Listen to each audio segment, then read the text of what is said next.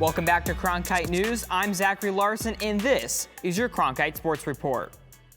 The Suns are headed to their second-to-last away series starting tonight against the Golden State Warriors. The Suns are 1-2 against them as they hope to split the series.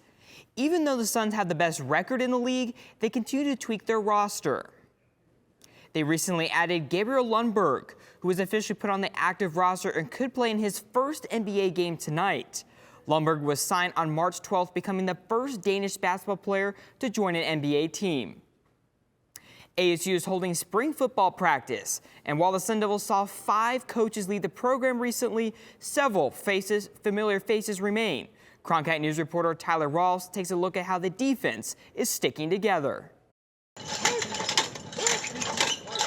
Arizona State football experienced drastic changes to the coaching staff this offseason. Both the offensive and defensive coordinators resigned amid the NCAA investigation into recruiting violations by the program.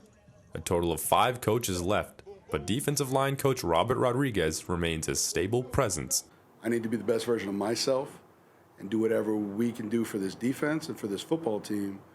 But if our reputation isn't that within these walls, then we got a lot of work to do. Despite a turnover in coaches, the team is hiring from within. The new defensive coordinator, Donnie Henderson, served as the defensive backs coach.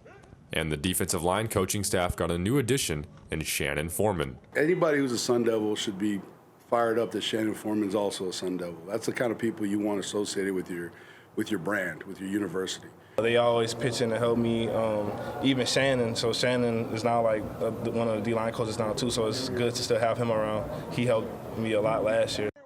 Coach Rodriguez is no stranger to change and is not worried about this past off season that shook up the program.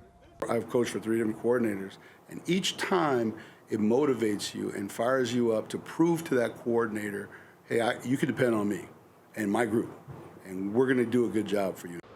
Despite what has been a coaching staff carousel here at ASU, Coach Rodriguez is entering his 3rd season with the Sun Devils. It won't be too much longer for the team to be put to the test, as the Maroon and Gold game will be played right here in Sun Devil Stadium on April 9th. From Tempe, Tyler Rolfs, Cronkite News. And in other ASU news, star women's basketball guard Taya Hansen has entered the transfer portal. Hansen played for 4 seasons under former head coach Charlie Turner Thorne, but will now seek other opportunities. And on the baseball field, GCU pitcher Carter Young took a no-hitter into the 6th inning against 14th-ranked Arizona. But the Lopes ended up falling to the Wildcats 5-3. The Coyotes are looking to get a state law amended. When sports betting was legalized last September, professional sports teams were allowed to run mobile betting operations in arenas seating more than 10,000 people. Now, with a smaller home on the horizon, the Coyotes want to get that changed. Their new temporary home in Tempe will see a maximum of 5,000 fans, making them ineligible to run in-stadium betting. They introduced the measure last night against opposition from the Arizona Indian Gaming Association. College golf's regular season is coming to a close as teams get set to potentially play in the NCAA tournament. But as Cronkite News reporter Ashley Engel tells us, some are preparing for the biggest tournament of their amateur golf careers. When one thinks of Augusta, they may think of the Masters. But what Arizona State women's golfers Ashley Menny and Alexandra Fursterling think of is playing at the Augusta Women's Amateur on the unforgettable course. It's a really great opportunity to actually go there and experience the whole situation. Fursterling has been dreaming of playing at Augusta for as long as she can remember. Finding out that she achieved her goal to play in the ANWA was the highlight of her year. I worked towards that goal, and I'm happy that I could achieve it. Alongside the senior, Ashley Menny will be by her side teeing it up in Georgia, with this being her 2nd year as a Sun Devil golfer. With the selection pool being small, Menny was excited to know she would turn her dream into a reality this early in her amateur career. With this being both Menny and Forsterling's first time heading to Augusta, the two are glad that they have one another to cheer each other on. One swing.